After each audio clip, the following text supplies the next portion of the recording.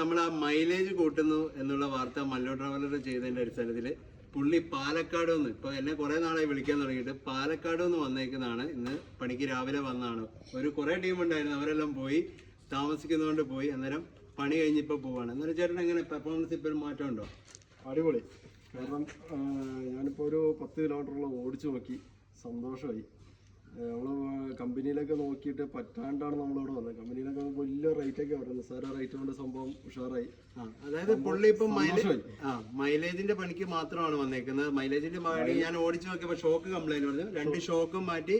പിന്നെ മൈലേജിന്റെ ചെറിയ പരിപാടി 500 രൂപ നമ്മൾ ഈടാക്കുന്നുള്ളൂ ആ മൈലേജ് കൂട്ടുന്നതിന്. പിന്നെ ആ കൂടെ തന്നെ നമ്മൾ എയർ ഫിൽറ്ററും ഡീസൽ ഫിൽറ്ററും നോക്കും.